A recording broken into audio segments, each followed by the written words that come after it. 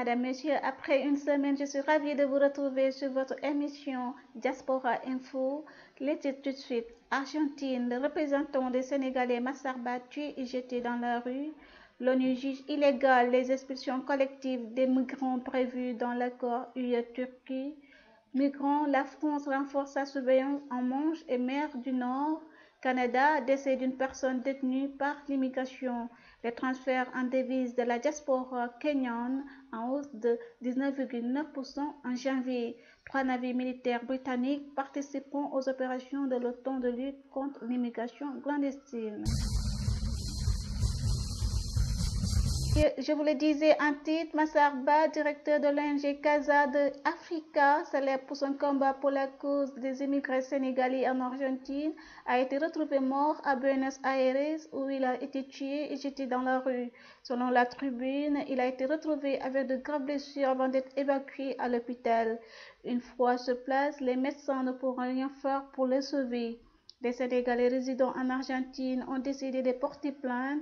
La victime, célibataire de situation matrimoniale et âgée de 44 ans, laisse derrière elle un enfant. Un haut responsable de l'ONU a jugé jeudi illégal les expulsions collectives de migrants prévues dans le projet d'accord entre Ankara et l'UE, lequel implique le renvoi des demandeurs d'asile syriens vers la Turquie. S'exprimant au cours d'une réunion à Genève, le haut-commissaire aux droits de l'homme Zeid Ra'ad Al-Hussein s'est dit préoccupé par les possibles expulsions collectives et arbitraires qui sont illégales. La mise en place de restrictions aux frontières sans prendre en considération le parcours de chaque individu viole le droit international et européen, a-t-il expliqué, soulignant qu'il va discuter prochainement à ce sujet avec des responsables européens. Et puis la France a intensifié ses moyens de surveillance en Manche et mer du Nord pour tenter de mettre un frein aux périlleuses traversées vers l'Angleterre entreprises par certains migrants, ont annoncé jeudi les autorités maritimes du secteur. Des tentatives ou des projets de traversée de la Manche par des groupes de migrants ont été déjoués ces dernières semaines, indique la préfecture maritime de la Manche et de la mer du Nord dans un communiqué en assurant que ces traversées sont extrêmement risquées et dangereuses. Face à ce constat et soucieux de préserver la vie humaine en mer et la sécurité maritime, le préfet maritime a intensifié la présence des moyens de l'État en mer, qu'ils soient nautiques, aériens ou terrestres, indique le communiqué. Nous le disions la semaine passée, le Canada traite mal l'immigration clandestine. En effet, une autre personne détenue par les autorités canadiennes de l'immigration est décédée lundi et les groupes de défense des droits réclament plus de transparence et des gestes concrets afin de prévenir ces drames. L'Agence des services frontaliers du Canada a indiqué mardi, par voie de communiqué, qu'une personne était décédée à son centre de détention de l'Est de Toronto, sans donner plus de détails sur les circonstances d'identité de la personne détenue ou sa nationalité. Les défenseurs des droits des migrants dénoncent depuis longtemps cette pratique qui permet de détenir, souvent dans des prisons provinciales en compagnie de criminels, des étrangers qui auraient transgressé les règles en matière d'immigration sans pour autant faire l'objet d'une accusation. Selon certains organismes, de moins 13 personnes seraient mortes depuis 2000 alors qu'elles étaient détenues par les autorités canadiennes de l'immigration.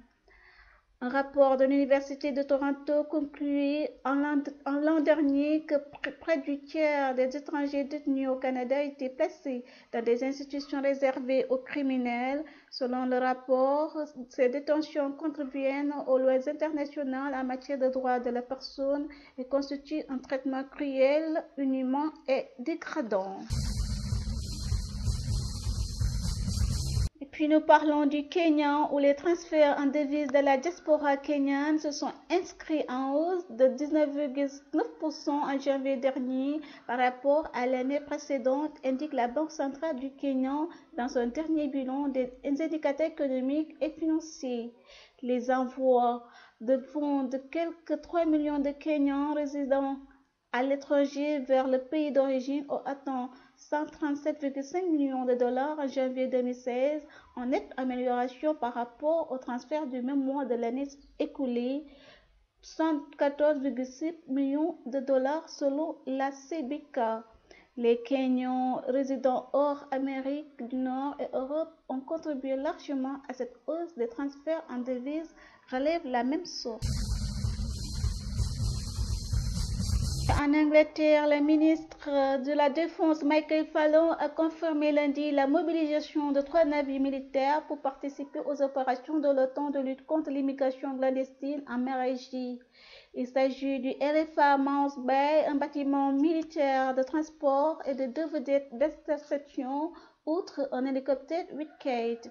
Ils doivent rejoindre dans les jours qui viennent la vedette britannique Voice Grace, qui opère déjà dans la région, a précisé M. Fallon sur la chaîne de télévision Sky News. À mer Égée est le principal point de passage de centaines de milliers de migrants entrés sur le sol européen depuis plus d'1 an. La mission des navires de l'OTAN est d'empêcher l'activité des réseaux de passeurs entre la Turquie et la Grèce. Ils peuvent aussi prêter secours aux migrants en détresse. Cette mission est une première pour l'OTAN qui avait jusqu'alors refusé de s'impliquer directement dans la crise migratoire. Mesdames, Messieurs, c'est tout pour aujourd'hui. Cependant, Diaspora Info informe ses internautes que la campagne du référendum a démarré au Sénégal. Elle vous invite de bien vouloir suivre les événements de près. Vous aviez à la réalisation Seydina Boubacar Sow, à la présentation Amidiata. Nous remercions notre sponsor TKOM. Salut.